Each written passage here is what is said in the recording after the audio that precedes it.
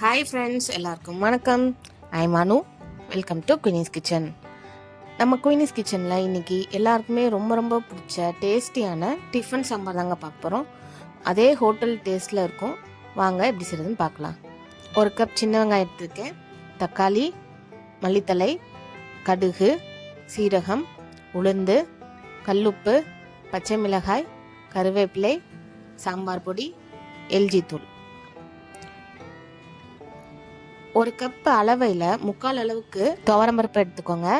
அதை நல்லா கழுவி எடுத்து வச்சுக்கோங்க.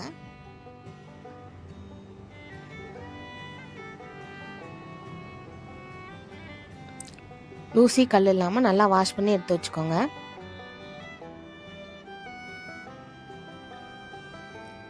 இப்போ ஸ்டவ் ஆன் பண்ணி குக்கர் வச்சுக்கலாம்.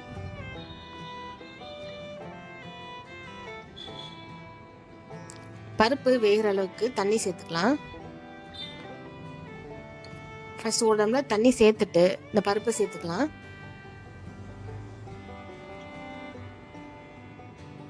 இன்னொரு டம்ளர் தண்ணி சேர்த்துக்கலாம். பருப்பு குக்கரில் ஒட்டாமல் வர்றதுக்காக நல்லெண்ணெய் சேர்த்துக்கோங்க. 1.5 ஸ்பூன் மஞ்சள் தூள் சேர்த்துக்கலாம். மூடி போட்டு மூடிடுங்க. ஒரு விசில் வந்ததும் 10 நிமிஷம் சிம்மில் வச்சு ஆஃப் பண்ணிவிடுங்க. ஆவி போனதும் ஓப்பன் பண்ணிக்கலாம். இது நல்லா அப்படி ஷேக் பண்ணிங்க அப்படின்னா அது நல்லா மிக்ஸ் ஆகிடும். நெக்ஸ்ட்டு ஸ்டவ் ஆன் பண்ணி ஒரு பேன் வச்சுக்கலாம்.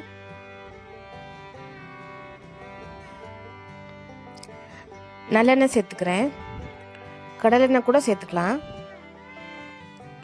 எண்ணெய் நல்லா காஞ்சதும் கடுகு ஆட் பண்ணிக்கலாம்.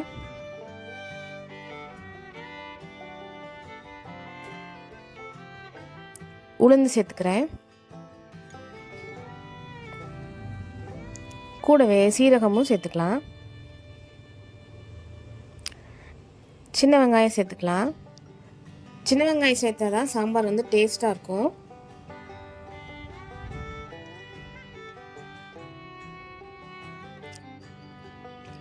கூடவே கருவேப்பிலை சேர்த்துக்கோங்க. இப்போ எல்லாத்தையும் நல்லா சாட் பண்ணி விடுங்க. வெங்காயம் நல்லா வதங்கி வரணும். இந்த மாதிரி வதங்கி வந்ததும் தக்காளி ஆட் பண்ணிக்கலாம். கூடவே 2 பச்சை மிளகாயை நேராக கீறி போட்டுக்கலாம். வெங்காயம் தக்காளி வதங்குறதுக்கு தேவையான அளவுக்கு கல் உப்பு சேர்த்துக்கிறேன். இப்போ நல்லா மிக்ஸ் பண்ணி விட்டு நல்லா சாட் பண்ணி விடுங்க.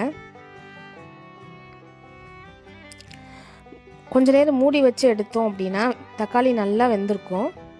ஸோ நம்ம ஸ்மாஷ் பண்ணுறப்போ நல்லா வதங்கியிருக்கும்.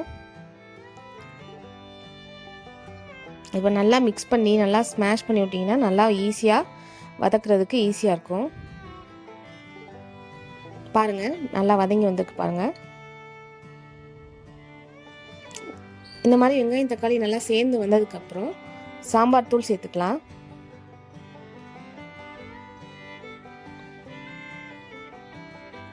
கூடவே பெருங்காயத்தூள் சேர்த்துக்கிறேன்.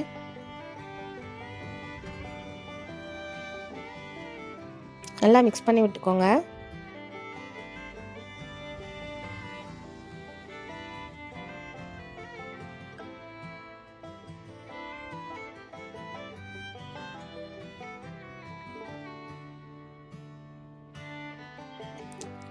அடுத்து நறுக்கி வச்ச மல்லித்தழையிலேருந்து பாதி சேர்த்துக்கோங்க.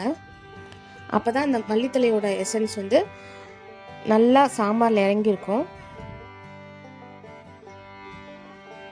நல்லா வதக்கிட்டு வேக வச்ச பருப்பில் சேர்த்துக்கலாம். 1 டம்ளர் அளவுக்கு தண்ணி சேர்த்துக்கோங்க.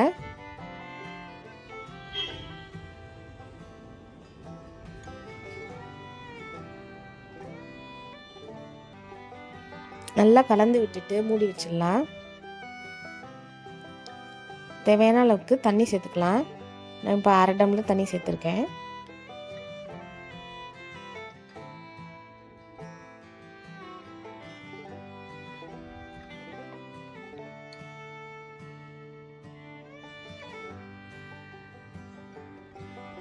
உப்பு எல்லாமே கரெக்டாக இருக்கான்னு பார்த்துக்கோங்க.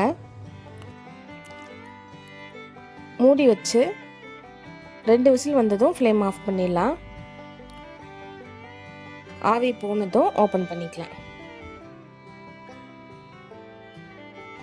பாருங்கள், ரொம்ப ரொம்ப ஈஸியான சாம்பார் வந்து நமக்கு ரெடி ஆகிடுச்சு. இப்போ ஃபைனலாக மிச்சம் வச்சுருந்த மல்லித்தலையை சேர்த்துக்கலாம். நல்லா கலந்து விட்டுக்கோங்க.